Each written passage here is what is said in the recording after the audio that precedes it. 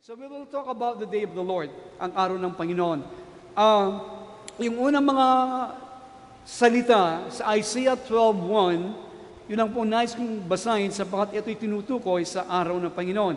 It says in Isaiah 12:1, "In that day you will say," sabi niya, sa araw na iyon, medyo malamay na yung panandama ko, boy. Pakiscan in monitor. Okay? Sa araw na yon, thank you very much. So, ang araw na yon, in that day, when you read this expression in the Bible, in that day, sapagkat po Isaiah 12, no, hindi lang po dito binabanggit yung salitang o expression in that day, okay? Sa araw na yon. Ito po ay mababasa natin sa maraming bahagi po ng kasulatan. So kapag nabasa niyo, na-encounter niyo yung salitang o expression in that day, sa araw na yon, it is referring to the coming of the Lord. Okay? Ang tinutukoy po nito ay ang muling pagbabalik ng ating Panginoong Jesucristo. Sino po naniniwala ang Panginoon ay muling babalik? Okay? Siya po ay unang dumating nung siya po isilang nagkatawang tao doon sa Bethlehem. Okay? Sang-ayon sa kasulatan. And now, siya po alam natin, siya nabuhay, ginawang kalooban ng Ama, namatay sa ating makasalanan, at muling nabuhay, at siya po umakyat sa langit. At bago po siya umakyat sa langit, sinabi niya, siya po muling babalik. Okay? Kaya, alos mahigit na 2,000 taon na nakakaraan, at nung po mga kapanahunan ng mga apostoles, akala nila, sa kanilang kapanahunan, darating ang Panginoon. Imagine, now that's more than 2,000 years ago. So, in that day, sa araw na yon, tumutukoy sa muling pagbabalik ng ating Panginoon. Ganun pa man, there are 2 days na ating pong pag-aaralan. Meron pong 2 araw ng Panginoon. Ang una, yung Isaiah 12, yung pong capital D. Okay? Yung capital D, okay? Ano pong, kasi how do you spell day? D-A-Y, di ba? So, yung capital D, it talks about the Lord coming globally. Okay? Yung capital D, ito po ang pagdating ng Panginoon muli at makikita ng lahat ng mga mata. Okay, kaya globally buong sanglibutan, makikita ng mga tao sa 2 mata ang ating Panginoon sa kanyang muling pagbabalik. And that's the day of the Lord. Now, when the Lord is going to come back and set up His kingdom, yung pong dahilan kaya siya nagbabalik para itatag ang kanyang kaharian, we know that day has begun for all of us already. Now, kung merong capital D, merong small d. Ito pong isa pang pagdating ng Panginoon. Ang small d, it is the day, listen, in which every knee in us has bowed to Jesus, every tongue in us has confessed Jesus is Lord. The Lord has knocked in every door of our personality, and we have opened in us, take note, every door, so the King may establish His throne in every room of our being. That is the day of the Lord. That is complete union with Jesus. Bring us to the perfect knowledge that indeed we are in the Father and He in us.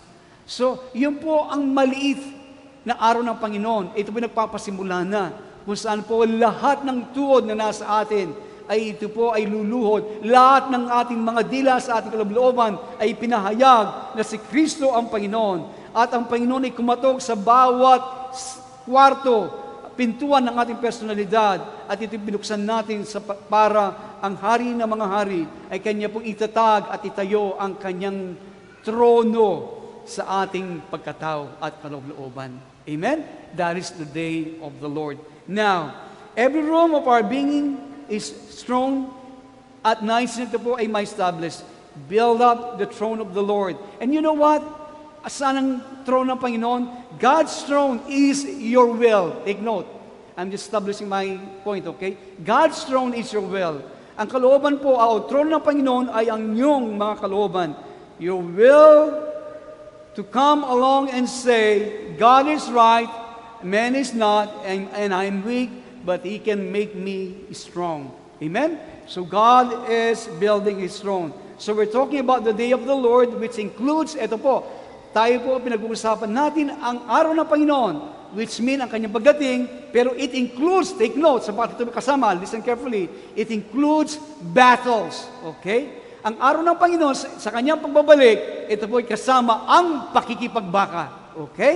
So there are three things na patungkol po sa pakikipagbaka sa araw ng Panginoon. Listen, it's origin, progression, and conclusions. Parang isang sermon. Ang pagbabalik ng Panginoon, natawag natin sa araw ng Panginoon, in the day of battle, take note, there's an origin, progression, and conclusion. Yan po ang ating pag-usapan.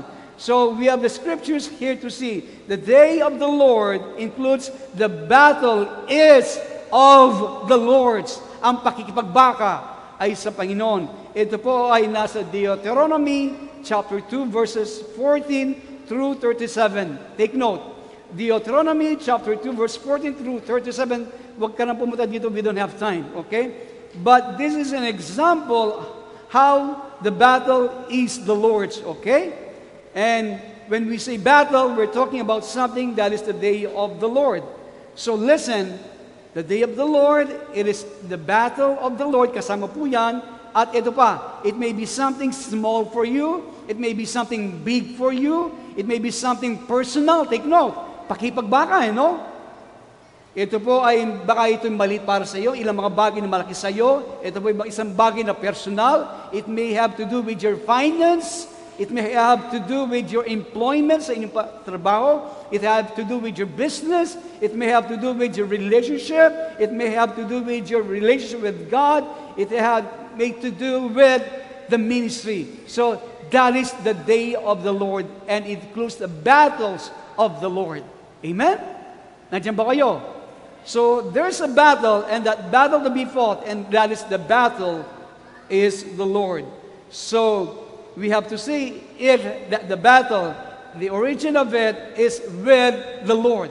Ang lahat ng ating pakikibaka, ang pinasimulan nito, ang origin nito ay sa Panginoon. Take note, ang pinasimulan nito ay ang Panginoon. That doesn't mean He causes all the problems are on the face of the earth. No, hindi po siya ang dahilan. But we know, He's aware that the battle of the Lord is He is the origin. Now, and in Isaiah 28, chapter 28, verse 5 through 17, dito makikita natin that the battle or the day of the Lord is also in progression. I don't have time. Alam niyo po, if I will teach this, we will take about a month. But now, I just want to drive yung nice idea ng Panginoon.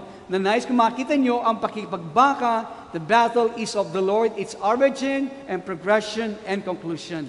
Now, yung po talata na aking binanggit sa Isaiah 28, this is a sample of people that are trying to serve God in the midst of the mess. Para ang iglesia ngayon, no? I am talking about the body of Christ, para nasa malaking kaguluhan. But I know that God is still at work. Okay? Andiyan po ba kayo? So, and there are people that are being raised up. Take note.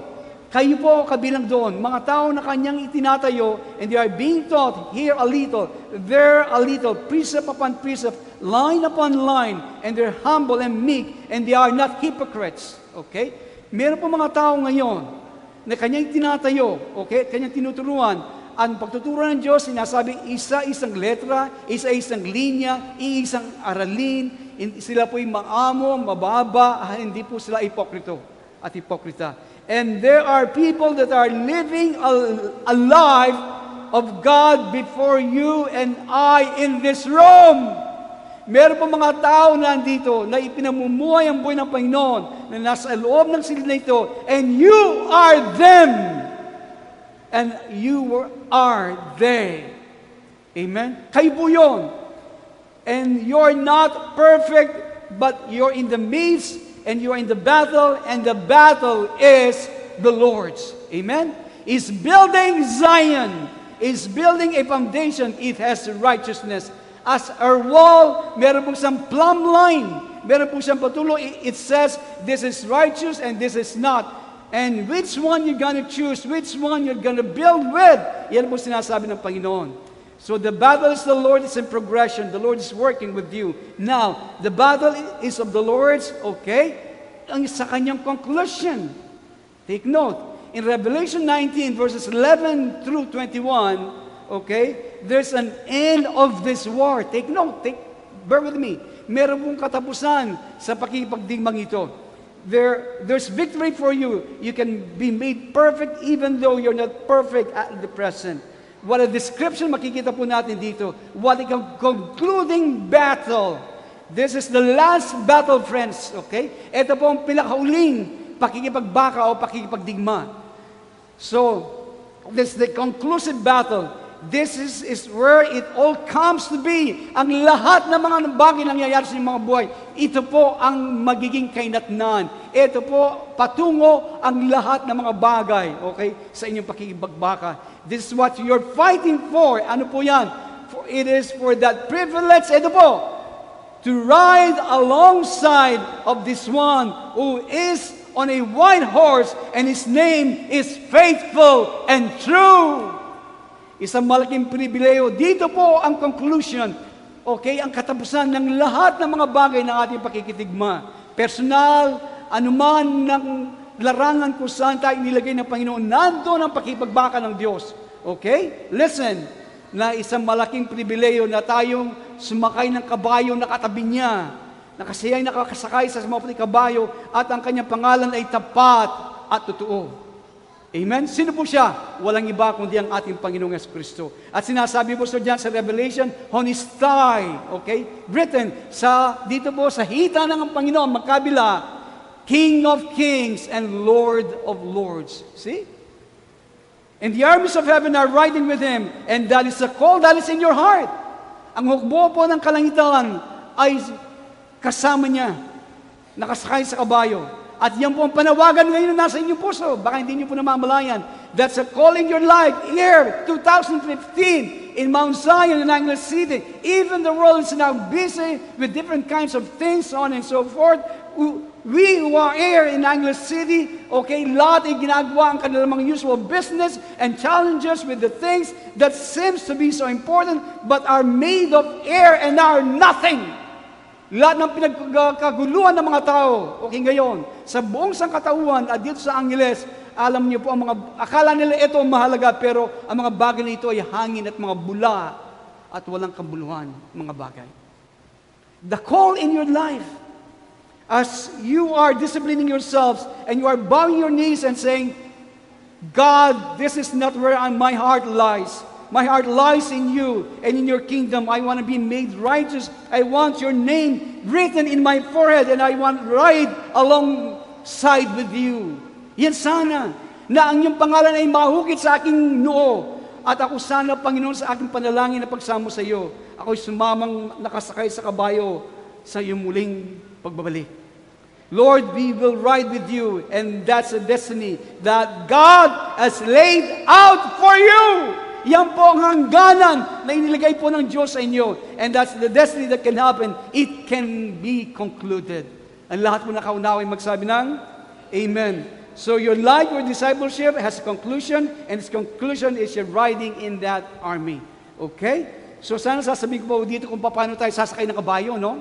Ngayon po, tinuturuan na tayo ng Diyos kung paano sumakay ng kabayo. Okay? That's how we learn. Okay? Ito po, you learn to say yes today to the Lord because you have confessed the sin today. You were faithful to do the little things that He told you today, and that's the teaching that God is doing to you, okay, how to ride a horse. Ganito po tayo tinuturuan na sumakay ng kabayo ng Panginoon. Hindi ka na kailangan pumunta sa Clark, okay, para mag-rent ka o magpaturo ka ng sumakay ng kabayo. No. Ngayon pa lamang po, if you learn to ride the horse by carrying your cross, by being faithful, that's what teaches you tithes. Ito pong ginagawa ng Panginoon. Kaya ba yung nagmaneho na, sumakay na kabayo? Ako po kahit paano nakasakay na kabayo. Alam ko po paano kaliwa, kanan, mga pabilis, okay? Ipitin ko niyan dito, pagkatapos mo, palo na konti, bibilis mo siya. Alam niyo po, ganito tayo tinuturo ng Panginoon sa lahat ng mga bagay na sinasanay tayo ng Panginoon sa kasalukuyan. Mga kabataan, anuman maliit na mga bagay na ginagawa para sa Panginoon. Kayo po, naging tapat kayo sa maliit na mga bagay, iyan po yung pagtuturo ng Panginoon kung paano tayo sumakay ng kabayo. Amen? Sa kanyang muling pagbabalik. I don't have time to elaborate this. Nagpakumbaba ka, and each time nagpakumbaba ka, ikaw ay tinulungan, tumayo ka, okay? That's how you learn how to ride. that horse just a little bit better. So sa tuwing kayo tatayo, ikaw ay lumalakas at siya lumalakas. Amen? So now, the conclusion, the battle is the Lord's, and there's a conclusion, friends. Dito po tayo magko-concentrate. Amen? Lahat ng aking sinabi, origin, progression, na conclusion. Now, ito po isang familiar chapter, 2 Chronicles, chapter 20, verses 1 through 29. Sabi po ni Abby sa akin kagabi, binubusit ako ni Pastora, anong paboritong word ni lolo mo? Out of the blue, sabi niya, okay, nandiyan ba kayo? Imagine 4 years old, yun na napapasin niya, okay. Hello? Kaya binabalik ko po, hello, nandiyan ba kayo? Now, 2 Chronicles chapter 20, verse 1 through 29, let us see some insight of what to do, okay? Nasaan po tayo? Nasa battle tayo, the day of the Lord. The day of the Lord, ang araw ng Panginoon sa kanyang, it speaks of the coming of the Lord, small d, within us, okay? Whose son every knee should bow in us, every tongue in us shall, what? Confess that Jesus is Lord, and every door of your personality, ibinukas natin para ano? He will build His throne. Amen? Maliwanag ba? So, ito po ang pakipagbaka. Now, when you wake up in the morning, ito ba yung nangyari na sa inyo?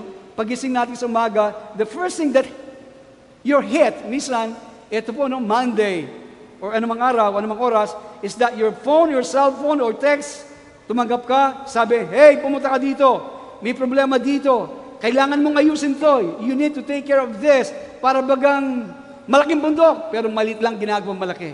Okay? Or other things that you come your way when you have responsibility, okay, sa company you work with, your business, may problema sa mga anak, sa asawa, sa church, and you got all planned out, you spend a lot of time in prayer about it, and then one call, one thing, one call, one text, one Viber, one Facebook, changes the whole equation.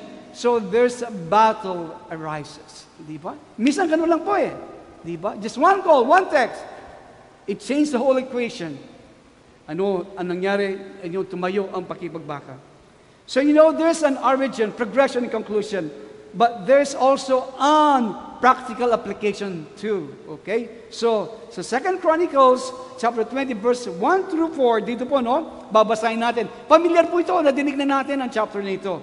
Dito po tingnan natin ang practical application. So, kapag dumating po yan, meron kayong 4 o'clock call, text, o naman, nabigla ka. Ako po, nangyari na ito, kasama ko si Noel. Tumawag si Honey. Wala pa si Sherwin, sabi niya, alas 4 ng umaga. Kami pong dalawa ni Noel. Ginising ko si Sir Miriam, naglipot kami sa mga hospital, lahat. Ganun po, minsan meron mga tao ganyan eh. Okay? So, ang dapat po natin gawin, gaya pong ginawa ni Haring Josaphat. You've got to set yourself to seek the Lord. Kanyang itinalaga na ang kanyang mukha na hanapin ng Panginoon. When you get that email, when you get that phone call, when you hear something that strikes fear into your heart, ang dapat gawin, you have to set yourself to seek the Lord. Ito pong minsan tukso, all the temptation is to figure all out. Isipin mo na, i-figure mo lahat. The temptation is to do what you did last week when the problem came. Gagawin ko ganito mga bagay yung ginawa ko last week. No, the temptation is, ito pa rin, natawag si Pastora Karina, Pastora Vicky, okay, mga prayer line natin. And these are good things, pero that's a matter setting yourself to seek the Lord first. Amen? Someday there will be a 4 o'clock call in your life, and you've got to go to the Lord. Listen, kung meron mga 4 o'clock call in the morning, you set yourself to seek the Lord. Listen, you hear it, you listen to it, you judge it, and then you buried your face on the Lord and sabihin natin sa ating Panginoon, here I am, Lord, help me. Nandito po ako sa inyong harapan. Tulungan niyo po ako, Panginoon.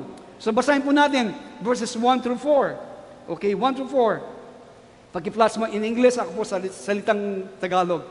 At nangyari pagkatapos nito na ang mga anak ni Moab, ang mga anak ni Ammon, at pati ng ibang sa mga Ammonita ay naparoon laban kay Josaphat upang makipagbaka.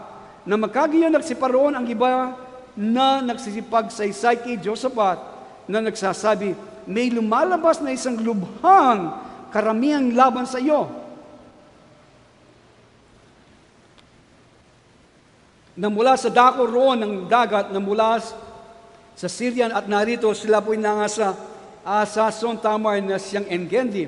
Verse 3, tignan nyo. At si Josaphat ay natakot. Sino pong hindi matatakot?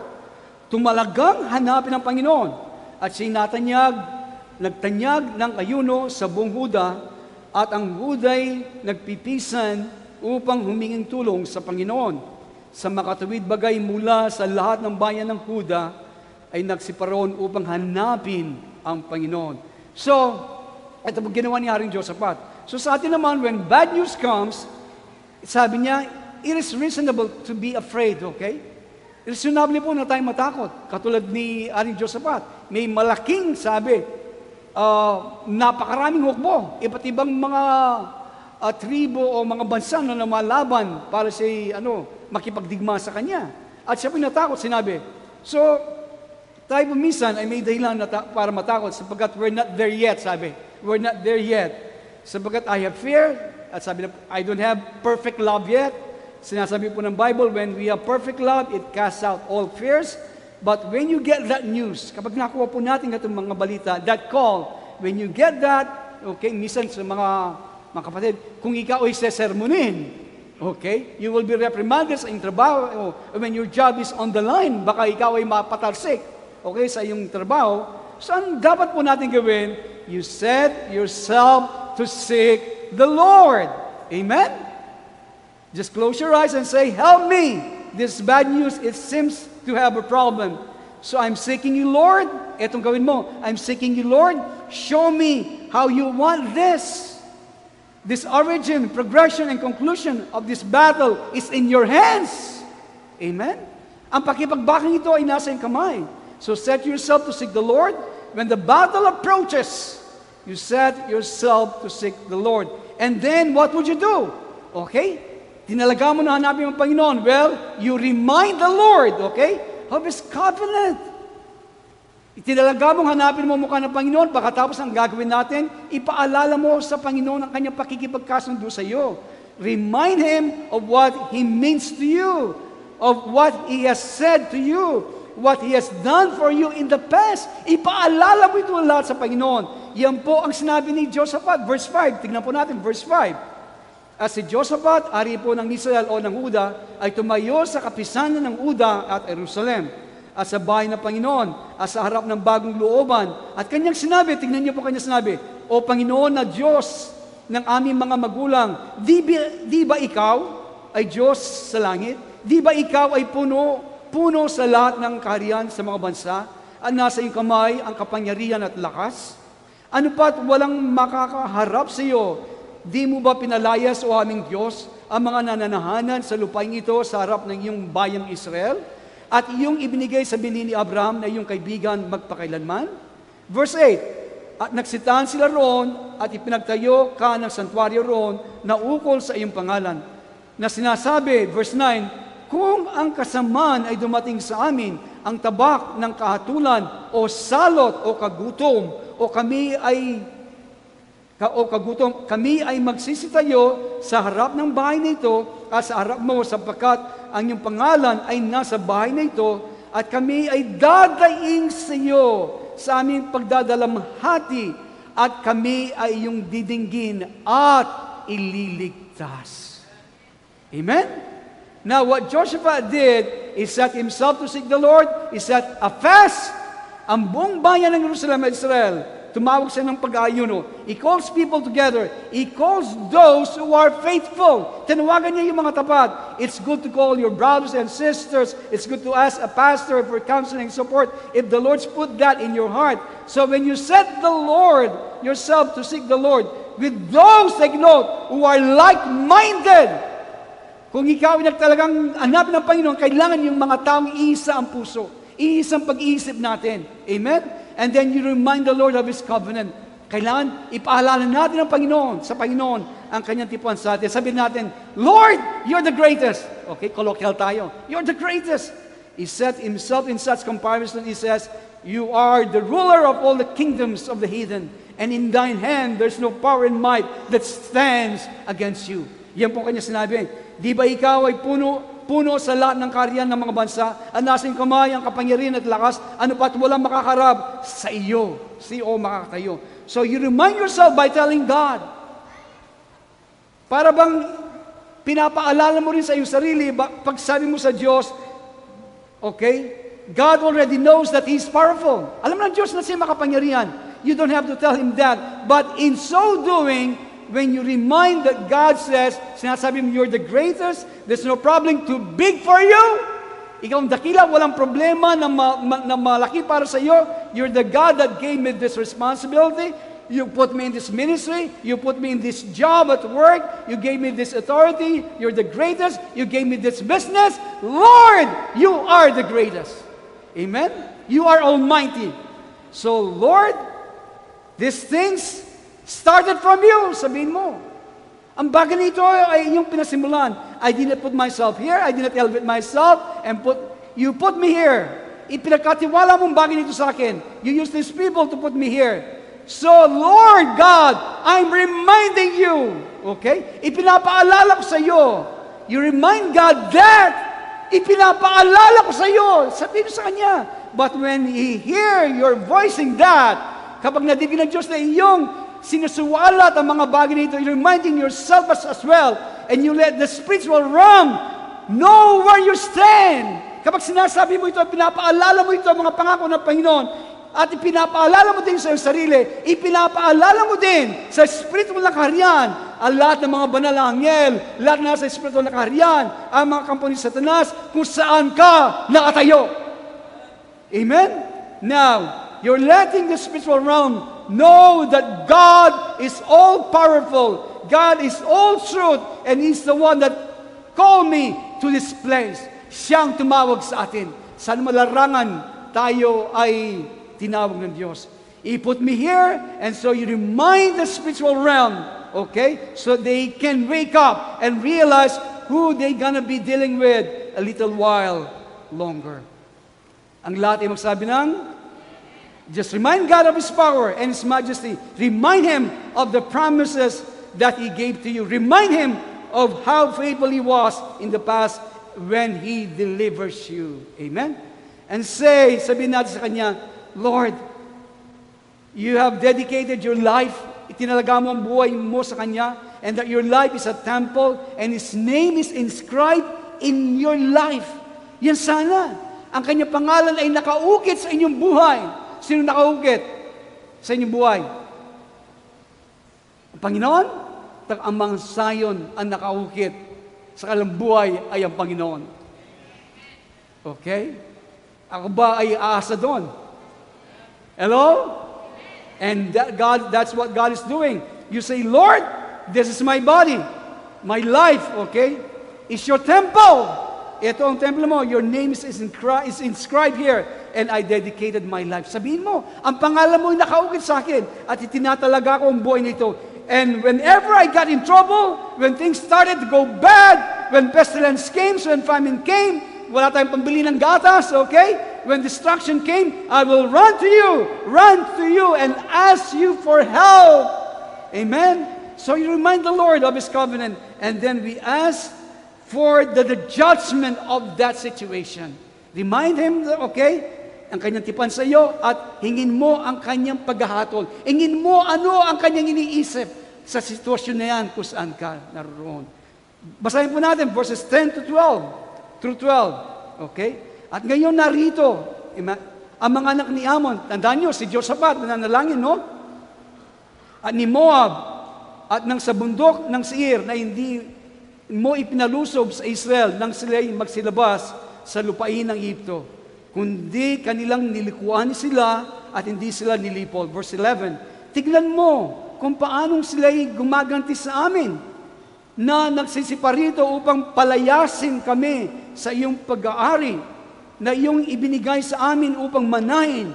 Verse 12, O aming Diyos, hindi mo ba hatulan sila sapagkat wala kaming kaya? Tignan nyo, no? Ang haring ito, paano kababang loob? sapat wala kaming kaya laban sa malaking pulutong na ito na naparirito laban sa amin, ni hindi man nalalaman namin kung anong marapat gawin.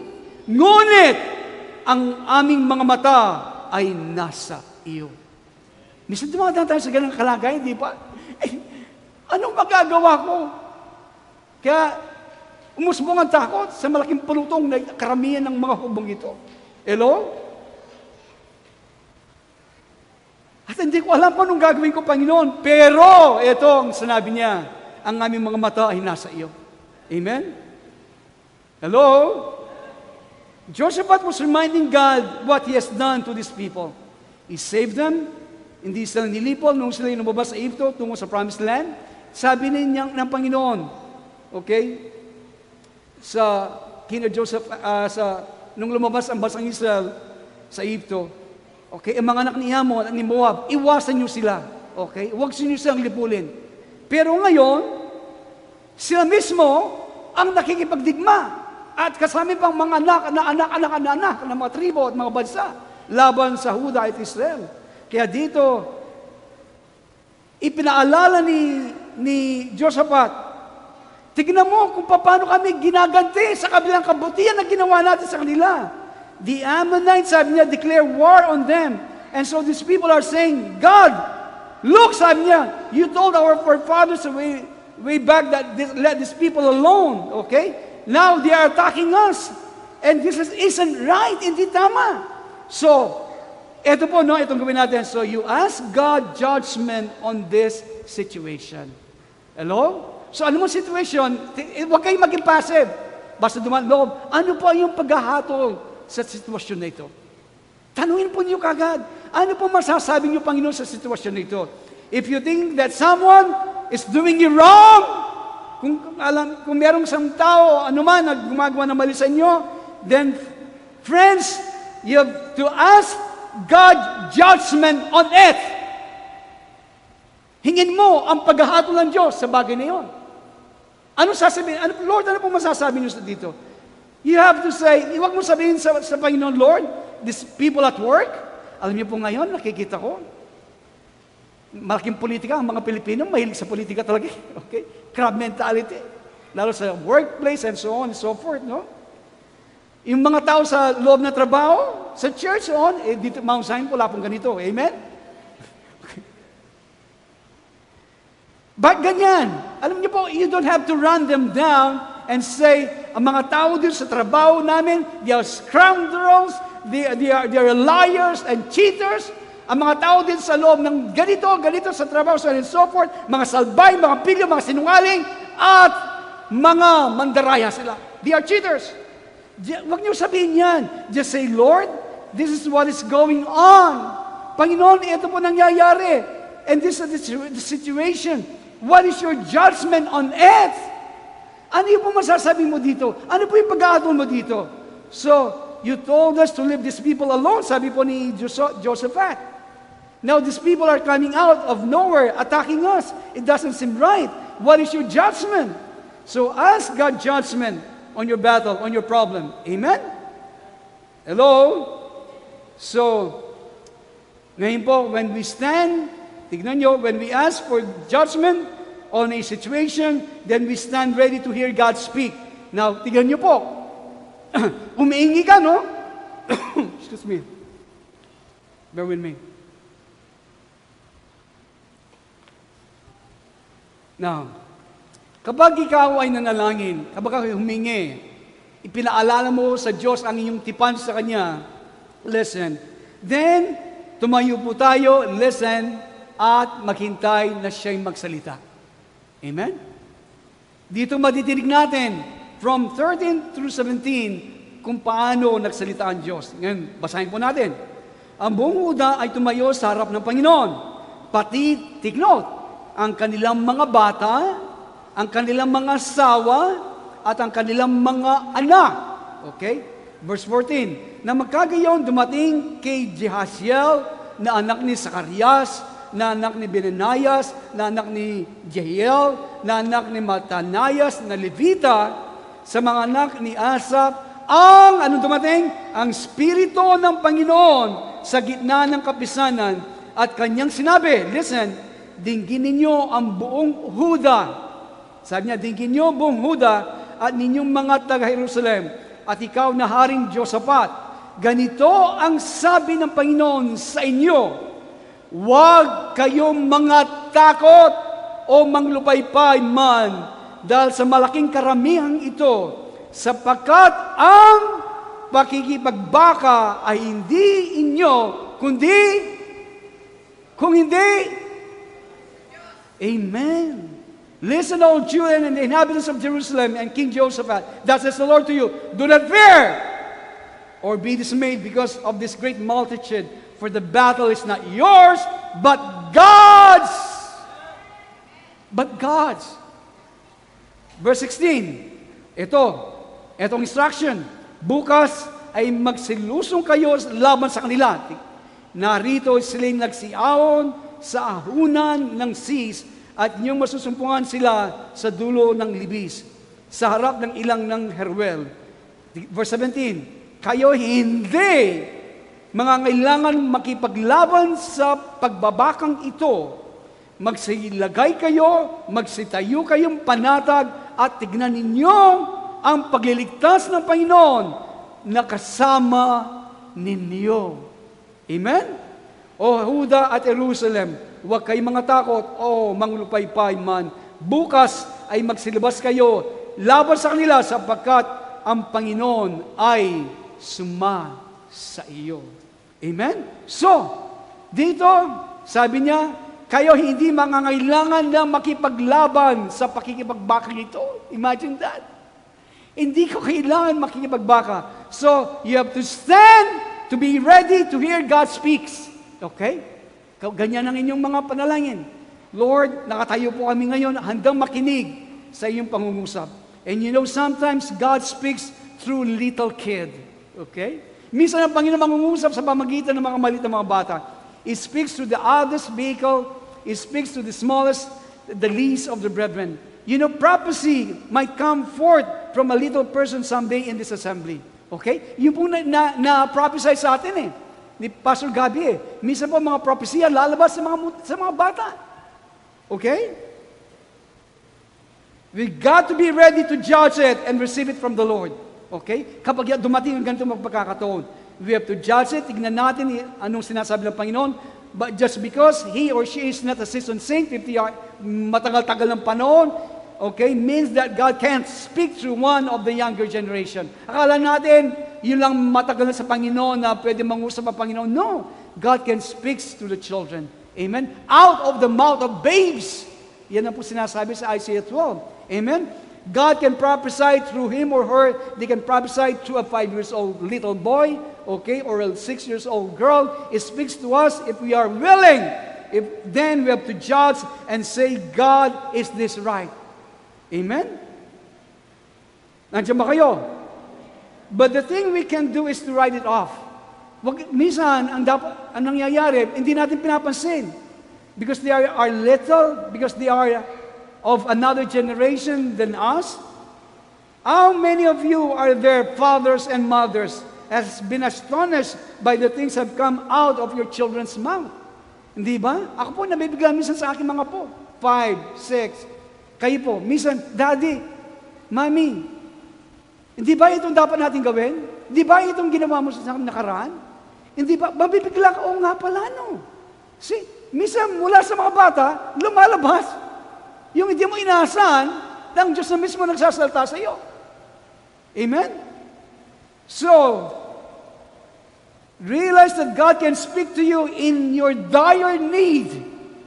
Sa iyong matinding pangangailangan, after reminding God His covenant, take note, after you've given it to the Lord, you set yourself then, you just stand and poise yourself, okay, go to work, even though the mess is still there. Ito problema natin O sabi ng Panginoon, tatayo lang ako. Hindi na ako kasama sa pakipagbaka. No! You just poise yourself, go to work, even though nandiyan pa yung kaguluhan. Magpatuloy ka pa rin. Amen? Just go to work and do your job and get ready. Just be listening. You might put 7 hours to that day. Nagtatrabaho ng oras sa araw na yon. Pero hindi mo na namamalayan, in the 8th hour, God begins to work and begin to speak and then begin to convict people, those people who are doing you wrong. And they begin to change their heart and find the scales drop in their eyes and they see you and then they come over to you and say, look, I was wrong in that and that wasn't right. This is the way it's gonna be. See? And they will know and you will know that God is moving on your behalf. Ang Diyos ay kumikilos para sa inyo. You've stood and have seen the salvation of God. Nakita ko po yan eh. Dito lang sa gawain natin dito. Naghintay kami. Okay? You've heard Him. And sometimes it comes through a little child. Sometimes it comes to the rays of the sun. Minsan dito darating pa mo sa Panginoon sa sikat ng araw. Sometimes, nung ikaw papunta dito, it comes, makikita mong isang bulaklak. God speaks through these simple things. Amen? And you have to be ready to stand and hear. Now, verse 18 and 19. Now we worship God before the deliverance. Amen? Kailangan sambahin natin ang Panginoon bago dumating ang kanyang pagliligtas. Amen? You know, it's easy to worship God after He has answered your prayer, di ba? Napakadali na pasalamatan mo, sambahin mo ang Panginoon kapag sinagot niya yung panalangin. Thank you, God. Thank you for giving me this, the strength for tonight. It's easy to do that. What about before? Bago. Hello? Bago niya sagutin yung panalangin. Nandiyan ba kayo? I'm not talking about a formula so you can get God to do what you want, praising God so we can get what we want, and give so you can get. That's not a deep walk with God. Take note, that is not a deep walk with God. No, we praise God, pinasasalamatan natin ng Diyos because He deserves it. He deserves it. Karapat dapat siya. And we praise Him, we praise Him if it's bad day or good day. A lot magsabi ng amen. And we are not praising Him so that it will be a good day and our problems will go away. No, we praise Him because He is a loving God.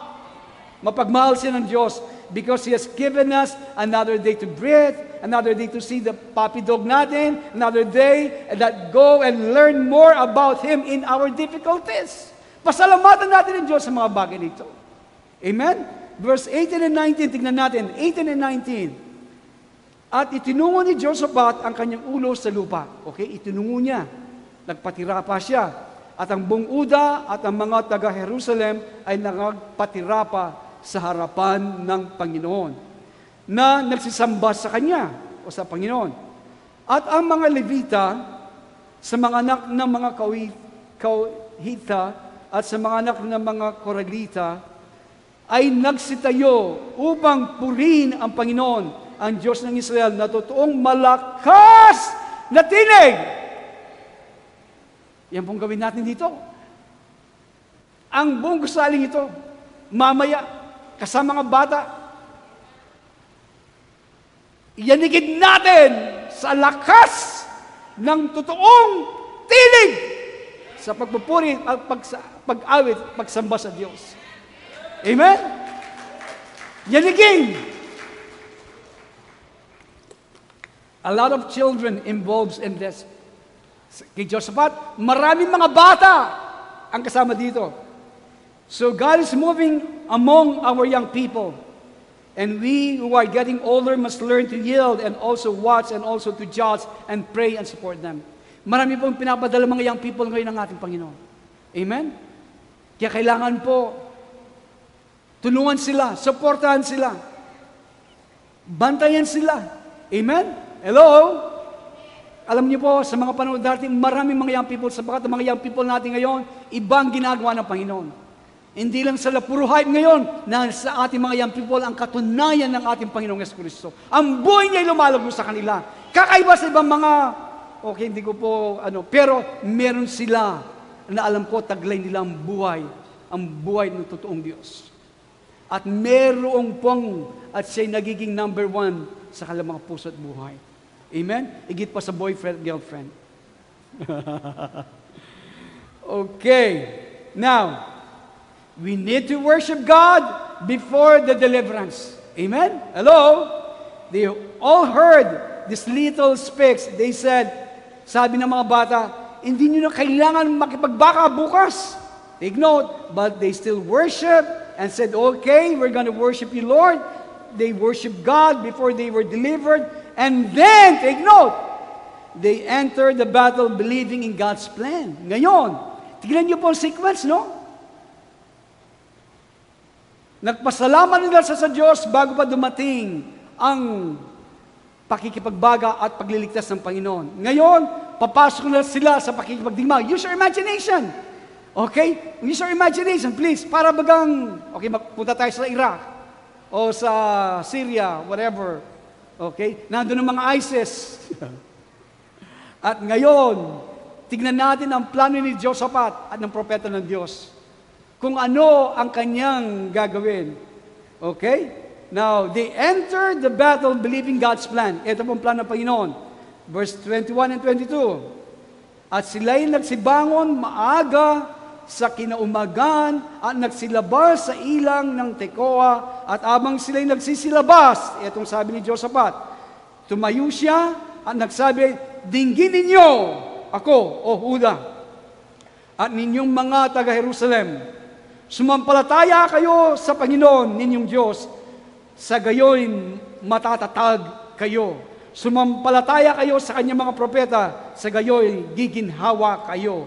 At nang siya'y makakuha ng payo sa bayan, verse 21, kanyang inahalal sa kanila ang magsisiawit sa Panginoon at magsisipuri sa ganda ng kabanalan abang sila'y nagsisilabas at nagpapauna sa hukbo at magsipagsabi, magpasalamat kayo sa Panginoon sapagkat ang kanyang kaawan ay magpakailanman. Amen? Imagine, he had consulted with the people, he appointed those who sang to the Lord and those who praised him in holy attire as they went out before the army and said, give thanks to the Lord, for his loving kindness is everlasting. When God starts to give you some insight in the how your problem, why your problem it is, or maybe what your part in it, take note, you have to humble yourself. Well, then God has spoken unto you. Then put some faith in that. Okay? You put prayer here so we don't hear this big audible voice. Okay? When God speaks in your heart, listen, God, this is where I'm going. Kapag Diyos na nagsalita sa iyo, Panginoon, dito po ako papunta. This is the plan. I think that you want me to do this. Ano man, no? Makatanggap ka ng tawag sa business mo, may mga 4 o'clock call, whatever. So, this is a difficulty of work. This is my difficulty in my relationship here. Judge this thing, Lord. Atulan mo ang bagay nito. What you're judging here, I go. I'm worshiping you. Abang inaatulan mo, Panginoon, ako po ay lakad tungo sa iyo. Okay? Na sumasamba. Then I'm going to believe that you're with me in this. I'm going to believe that you are with me. And you enter into the battle. Magpapasok sa pakikipagdigma, believing God's plan. And they started putting young people out in front of them and praising and singing. Imagine that.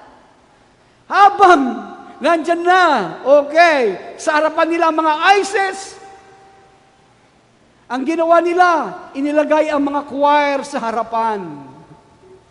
Imagine choir, ang mga nagsisiawit, ang nagpupuri. So, we praise and sing amidst in the fight. Ito, verse 22 and 23. We praise and sing in the midst of the fight. Can you sing and praise amidst in the fight? Pwede ka magpuri, sumamba sa Diyos sa kalagitnaan ng pakikipagdigma? Take note, if you can do that, listen, that's the evaluation of your level of maturity in God. Yun po ang kasukatan, okay, ng inyo pong maturity. Kung saan na kayo kataas ang level niyo sa Diyos. Well, it's easy to pray to God before the fight, hindi ba? Napakadali na manalangin ba ako makipagbaka? Because, take note, ito po, sana, maraming mga Kristiyano, they have not been battle-tested. Maraming mga Kristiyano, they are not battle-tested, kaya napakadali magpuri. Ganyan lang gawin mo! Because they are not battle-tested. Minsan po kami magbigay ng payo, ganyan lang, sandali lang yan. You have not been battle-tested, kaya nasasabi mong ganon. Pero, when you sing and praise in the midst of the fight, then the evaluation of my level in God, dito po nasusukat. Now, you know, I worship you, Lord, before we get there, and that's good to do. It's a lot easier to do that. But once the fighting starts, to worship Him and praise Him during the fighting, that's another thing. Now, in verse 22, tignan niyo po, no? Imagine, nandiyan ang choir, mga bata. Isipin mo, hindi ibig sabihin na yung choir, okay? Mga sundalong pwede ilagay ni Josaphat. Hindi ibig sabihin ikaw ay nagsisiawit, listen, marami mga sundalong marunong umamit, okay? Abang ikaw ay nakikipagbaka, pero what a goofy plan, sabi nga, ilagay mo ang mga bata sa harapan, mga choir. Sa harapan ng mga toughest warrior, yung ang mga ama sa Moab, ilang mga, ito ang lahi ni Goliath. At iharap mo, si Abi, si Hope, okay? Yung mga bata, si Makoy, hindi pa lumalakas si Makoy. Sa isip ng tao po, it does not compute. Okay? Pero tignan natin verse 22, nang sila'y makapagpasimulang, nang sila'y magpasimulang magsiawit at magsipagpuri, tignan nyo, ang Panginoon ay naglagay ng mga bakay laban sa mga anak ni Ammon, or ambush ni Moab nang sa bundok ng Seir, at nagsiparoon laban sa Huda, ay sila'y sugatan, sapagkat ang mga anak ni Ammon at ni Moab ay nagsatayo laban sa mga taga-bundok ng Seir upang lubos na magsipatay at lipulin sila, anang sila'y makatapos sa mga taga-bundok ng Seir, bawat si isa tumulong at lumipol sa kanila. So, friends, when they began singing and praising God, the Lord set ambush against the sons of Ammon, Moab, at Mount Seir. Okay? So, ito pong ginawa. And so, when we're fighting, okay, when we are in the midst of battle, listen, itong gawin natin, be praying, be singing, keep the spirit of rejoicing, bring out, okay, and, tignan mo ito, Joanne, in the midst of battle, bring out one of your favorite songs, one of your favorite war song, okay? Yan ang ilabas natin. Awitin niyo yung mga paborito niyong awitin, okay? Yung awit na pandirigma, okay? Or melody in your heart. And when you are in that difficult situation, you have faith in the plan that God has given you, just have an attitude of worship and spirit of praise, a spirit of worship, and speak in tongues. Amen? Speak in tongues in worship. Hallelujah. So, ano pong ginawa ng Panginoon? Hello? That was the battle plan. Hello? Ano pong ginawa ng Panginoon? Ano pong ginawa ng Panginoon? He set an ambush. Silang mismo nagpatayan sa bawat isa. Kaya sabi ng Panginoon, hindi kayo makikipaglaban bukas. Magsitayo kayo. Hello?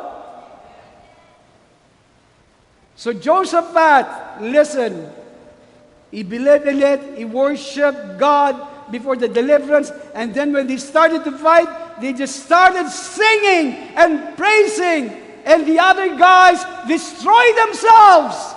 Give thanks to the Lord. Give thanks to the Lord, sabi, for His mercy endureth forever. Amen? Give thanks to the Lord. Give thanks to the Lord. Give thanks to the Lord. Ang kanyang kaawan ay magpakailanman. And then, God set an ambush. Hallelujah. Now, tingnan niyo po. When people are odd against you, when people are odd against you, dito po sa gawain natin, marami. Lalo po kami, marami mga atake. Kung sasagutin ko lang po kayo, o kaya tatanungin ko kayo. Ang ilan sa inyo na-convince nga eh. Hindi ko na alam kung sino paniniwala ko, sabi eh. Imagine that. At sabi nga ng binasa natin ng Panginoon, kung hindi ko kayo kasama, nagtitipon, nagsasambulat kayo. Okay? And thank God you are able to overcome that. Tignan niyo ang kanilang buhay ng mga nagsasalita sa inyo. Saan sila? Sa Panginoon.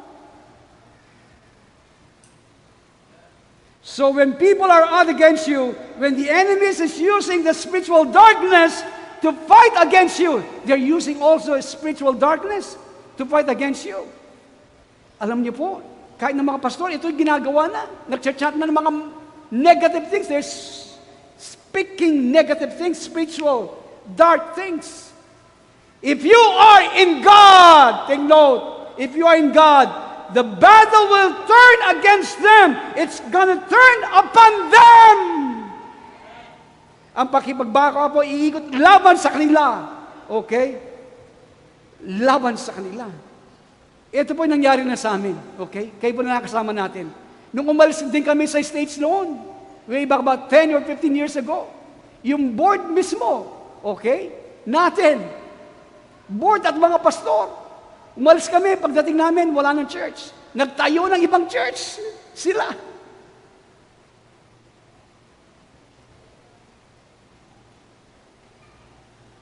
Sila po yung pinatawad namin, okay?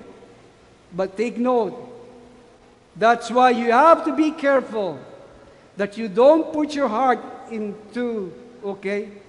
Na huwag mong sabihin, God destroyed them, God break their backs.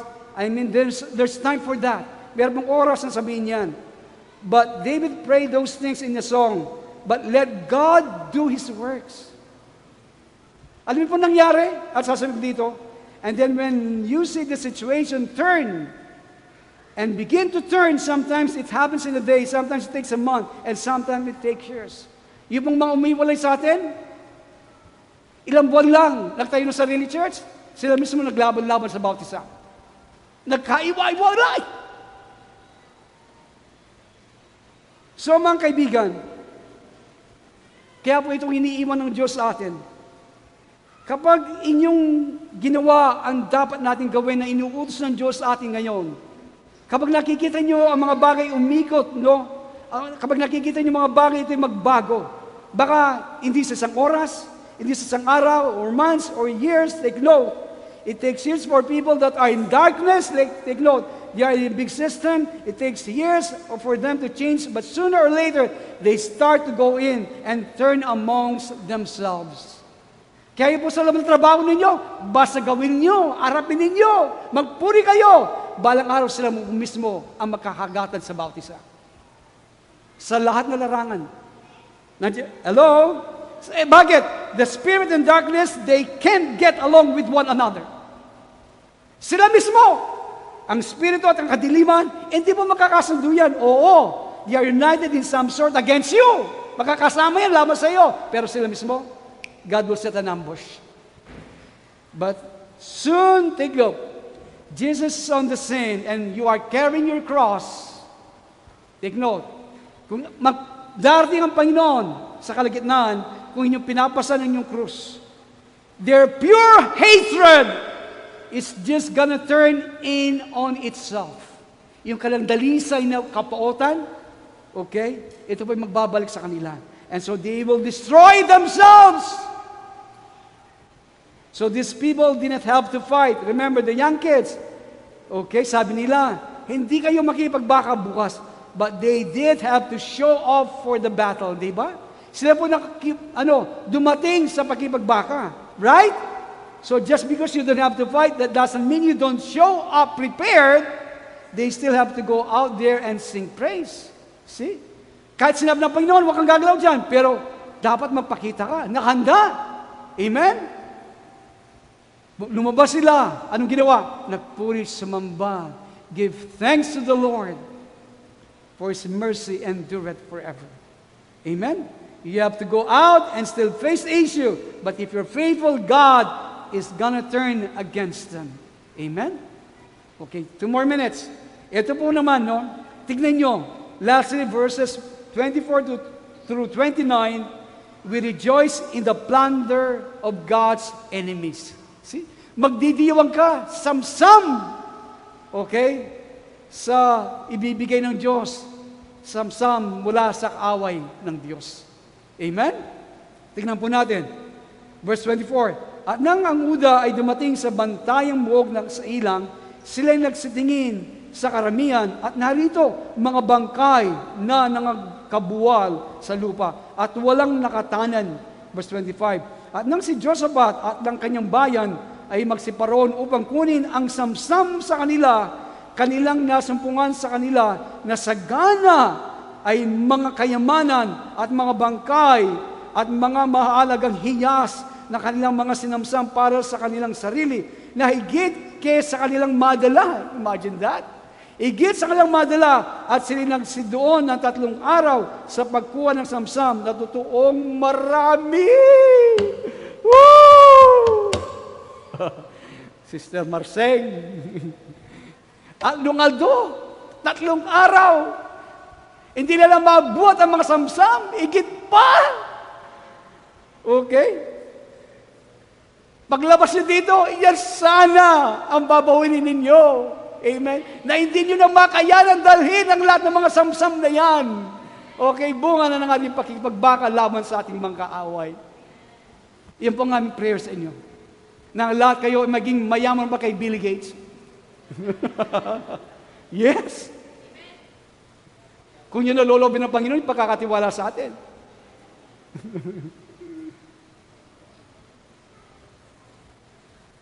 Tignan niyo.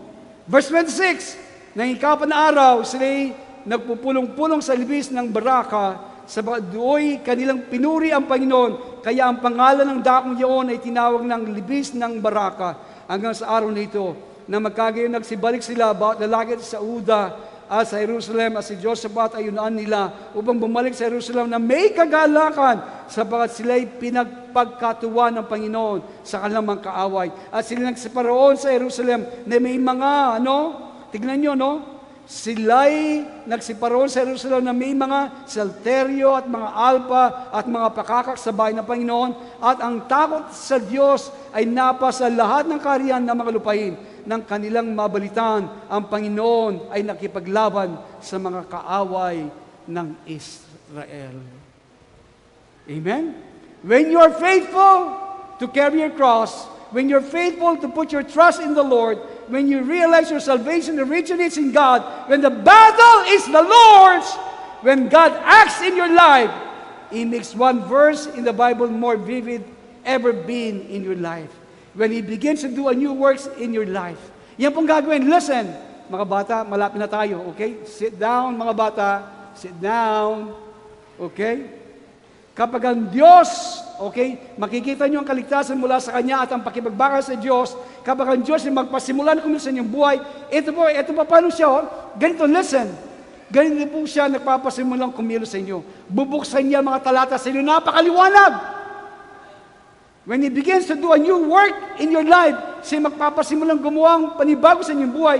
When we hear these things coming forth from the pulpit, gayong ginagawa ko ngayon, and from the worshipers, and from the saints in this congregation, that is a new day. God is asking us to draw closer to Him.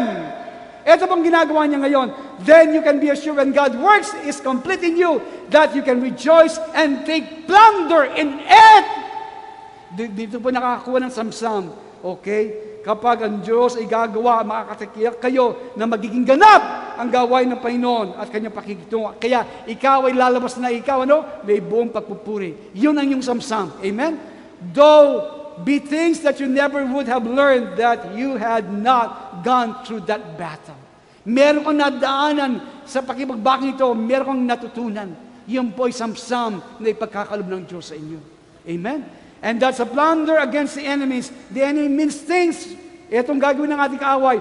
The enemy means things for our harm. It means things for our destruction.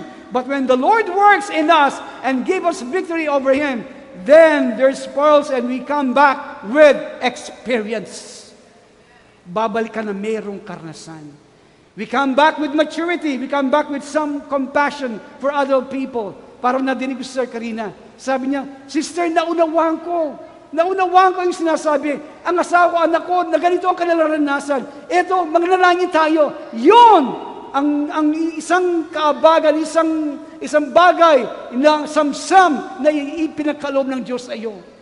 Para ang ibang mga tao ay makinabang sa mga bagay na ginawa ng Diyos sa atin. Kaya ilang mga tao nandito dahil ikaw ay dumating sa isang maturity kung saan ang kahabagan ng Diyos ay kumikilos sa inyo.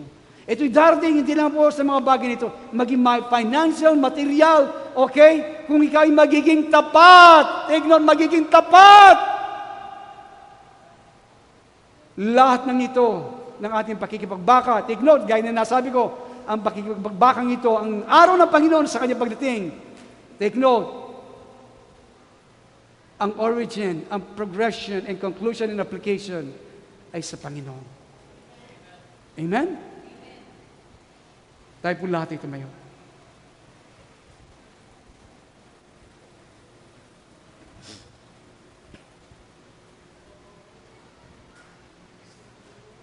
Ina, please, give me a background music. Hallelujah. Kayo ba'y naniniwala ang Panginoon ay suma sa atin? Worship team, prepare yourself right now to worship the Lord. We will give thanks and worship His holiness. The battle is the Lord's. Do you believe that? So huwag niyong ilagay sa inyong mga kamay ang mga bagay nito. Kaya anumang oras dumating ang tawag na yan or email na yan, believe that the origin. Huwag niyo na ganong isipin na magsisi tayo o sisiyan ito, sisiyan yun. No. The battle is the Lord's. Ang pasimula nito, ang progression nito, ang conclusion nito. Ang conclusion nito, gaya ng aking nasabi, you will ride in His army. In that white horse. That's the conclusion of all battles. And God will set His kingdom on this earth na kasama kayo. Riding. And that is, malapit na po. Malapit na. Lahat ng mga bagay nangyayari sa buong sanglibutan. Yan lahat na ito ay paghahanda. Pinuposisyon ng Panginoon ang lahat ng mga bagay sa Kanyang muling pagbabalik.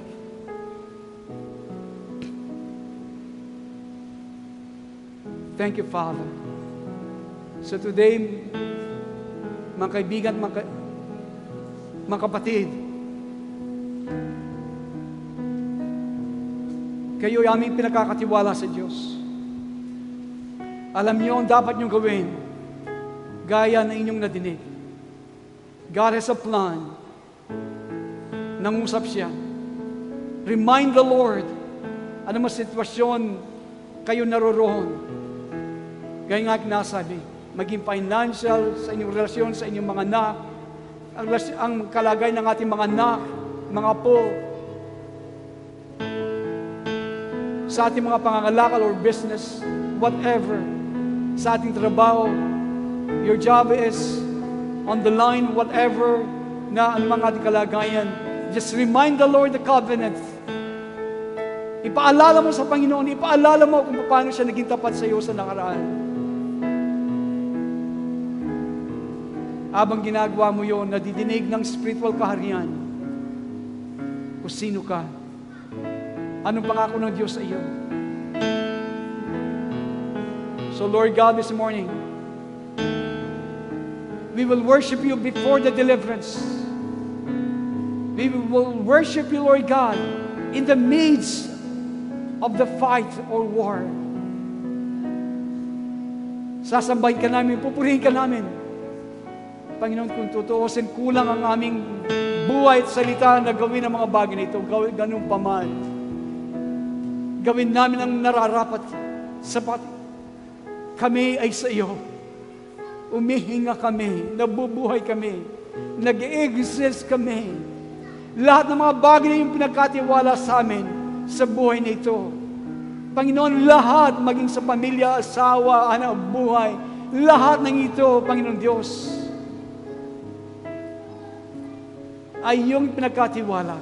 Maging mabuti, maging masama, maging pagpapala, pagsubok, lahat ng mga sangkap na ito, para lang kami ay madala mo, mahubog mo sa iyong panukala, at marating ang aming kainatnan, ang layunin bakit mo kami dinala sa iyo at nilikha, para kami makasama mo, Panginoon. Para kami makasama mong sumakay sa puting kabayong yan. Panginoon, kasama mo sa iyong pagbaba, Panginoon, sa araw ng Diyos, in that day, Panginoon, riding with you, before and with the King of Kings and the Lord of Lords, and establish your kingdom on earth. Because Lord, ang sanglibutan nito ay hindi po sa mga ISIS, hindi po sa mga Muslim, o sa anumang reliyon. Panginoon, this earth belongs to the Lord.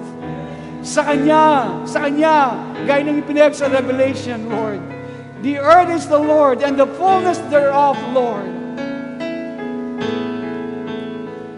And the kingdom of this world has become the kingdom of His Christ and the Lord Jesus Christ. Hallelujah! So today, brethren, mga kapatid, siyasatin natin patuloy ang ating mga puso. Nais namin, ayaw ko pag-iwan ko kayo na ang inyong puso ay nandiyan pa sa dating kalagayan natin. Nais na po na ang Panginoon kayo dumating sa isang level pa ng maturity. Ang ating mga kapatid na hindi pa naging tunay ang Panginoon sa inyong puso. Baka maraming mga dinaanan natin, mga pagsubok ng buhay. Oo, nakamali ka. Ako'y nakamali din. Walang hindi nakamali dito, pero ang mga ating pagkakamali, yan ay gagamitin din ng Panginoon para makita mo ang tao kung sino siya, marupok. Kaya, kailangan natin ang Panginoon. Buksan ang ating puso sa Kanya. Sabihin natin gaya ng araw ng Panginoon, kung saan lahat ng tuhod ay yuyuko sa Kanyang harapan. Lahat ng dila na nasa atin magsasabing, si Jesus ang Panginoon. At buksan ang mga pintuan ng ating mga puso. Parang hari ng mga hari ay Kanyang itatag ang Kanyang trono sa mga silid ng ating mga puso. Yan ang Kanyang nais gawin, kapatid. Pero kung hindi mo pag ginawa yan, itong pagkakatawan mo ngayong umaga, sabihin mo, Panginoon, kailangan kita, nadinig kita, nakamali ako sa nakaraan. Pero nais kong bumangon. Nais kong makita maranasan ang mataas na panawagan mo. Hindi ka namimili ng tao, maging mayaman o mahirap, pinag-aralan o wala. Sa iyo, pantay-pantay kami. Ang mahalaga kung si Kristo na iyong anak ay nananahanan at nabubuhay at naghahari sa ating mga puso't buhay. Iyan ang dahilan, kapatid, kaibigan at mga magulang. Bakit ikaw ay patuloy na umihinga? Inililigtas ng Panginoon sa maraming mga kapahamakan. Inililigtas Kanya sa maraming mga bagay kung saan pwedeng kunin ang iyong buhay sa isang kisang mata ng ating kaaway. Pero ikaw ay patuloy na umihinga dahil ang panukalang Diyos ay nais na maganap ngayon sa iyong buhay. Kaya kapatid, ipakala mo ang iyong buhay sa Kanya na buong-buo ngayong umaga.